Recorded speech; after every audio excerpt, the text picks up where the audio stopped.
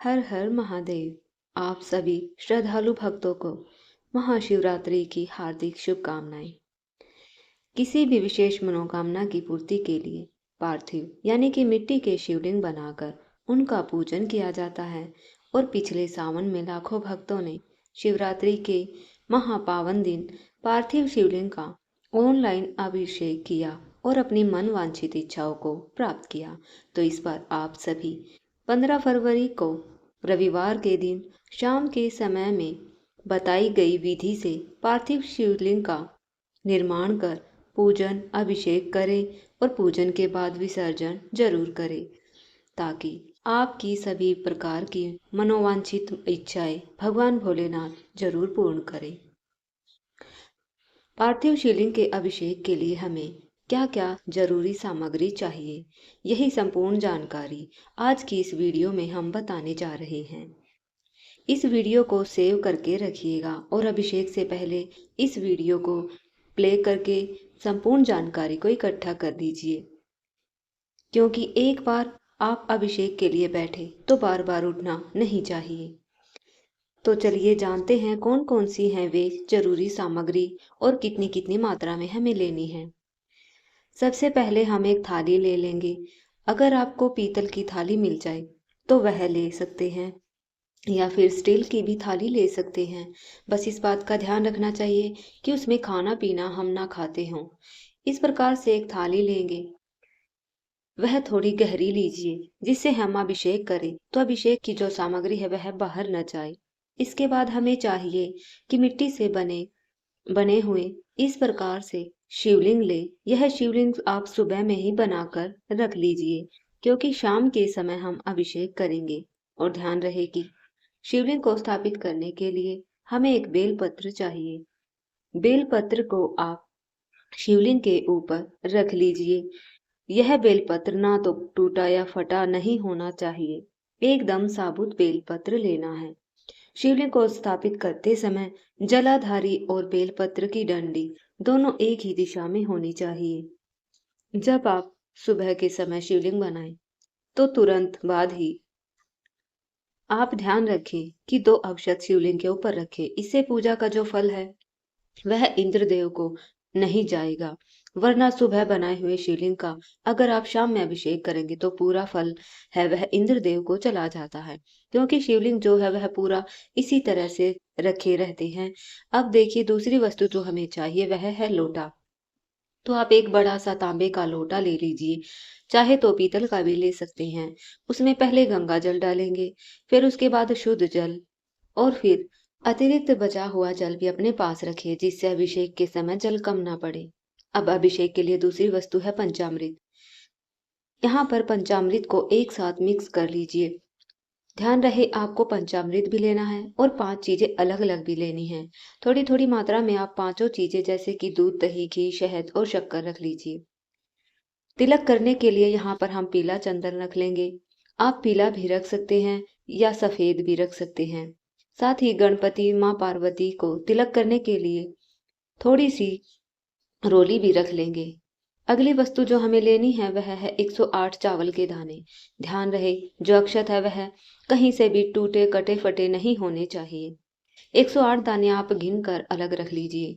थोड़े से अक्षत अलग रख लीजिए, यह जल चढ़ाने के काम आएंगे। इस दिन हमें 21 गेहूं के दाने भी लेने हैं, यह आप गिन कर रख लीजिए। कहीं से भी टूटे फूटे गेहूं के दाने नहीं होने चाहिए, एकदम साबुत होने चाहिए। अब हमें 21 दाने काली मिर्च के लेने हैं। इसी के साथ हम 5 हरी इलायची और 5 लौंग हम रखेंगे। जो लौंग हम यह लेंगे यह साबुत फूल वाली ही होनी चाहिए। दोनों 5-5 की संख्या में ही लेनी है। जैसा कि आप सभी को बताया गया कि सभी वस्तु एकदम देखकर चुनकर अपने पहले ही रख लीजिए, ताकि अभिषेक के समय कोई दिक्कत ना हो। अब हम लेंगे 5 कमलगट्टे। यह कमलगट्टे आपको पूजा पाठ की शॉप पर भी बड़ी आसानी से मिल जाते हैं। अगर आपको कमलगट्टे ना मिले तो फिर आप इनकी जगह 5 कमल के फूल भी रख सकते हैं।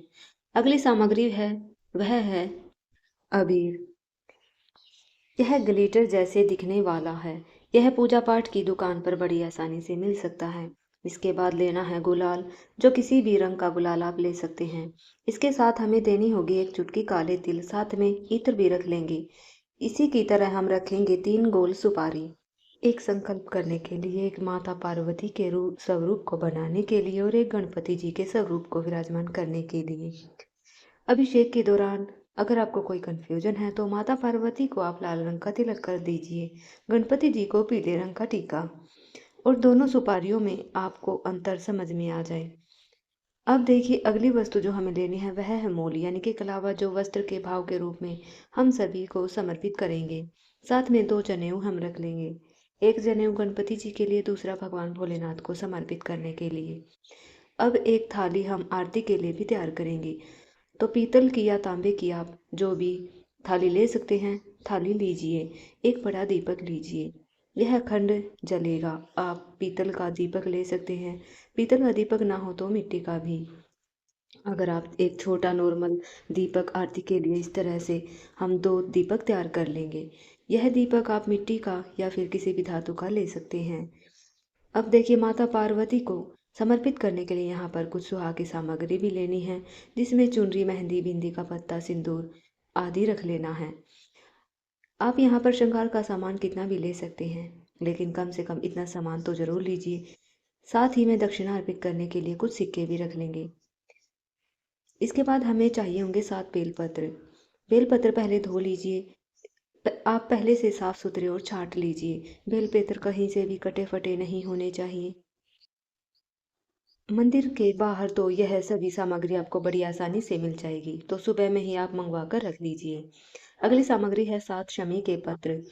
7 शमी के पत्र बताए गए हैं।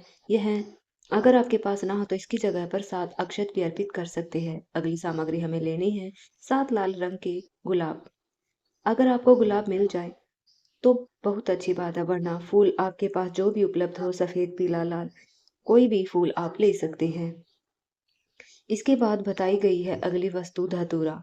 कांटेदार यह फूल होता है, शिव जी को अर्पित किया जाता है और यह शिव को बहुत प्रिय है और इसे हम रख लेंगे। साथ में भोग अर्पित करने के लिए मौसमी फल जो भी आपके पास उपलब्ध हो, और बेर इस दिन भोग लगाना सबसे ज़्यादा उत्तम बताया गया है, तो बेर का भोग हम रख लेंगे। 5 केले अलग, 5 प्रकार के कोई भी मौसमी फल आप ले सकते हैं। इसी के साथ बाजार से मंगाई हुई या फिर घर पर बनाई हुई कोई भी मिठाई का भोग आप रख सकते हैं। इसके बाद हमें लेने हैं पान के 2 पत्ते। इस प्रकार से टोटल सामग्री है, जो कि 15 फरवरी फाल्गुन मास की पूर्णिमा की शाम के समय में पार्थिव शिवलिंग के पूजन के लिए हमें चाहिए होगी। फाल्गुन मास की यह जो शिवरात्रि है, सबसे बड़ी शिवरात्रि मानी जाती है। इस दिन अभिषेक करने से मनवांछित इच्छाएं पूर्ण होती है। तो यह थी पार्थिव शिवलिंग अभिषेक सामग्री।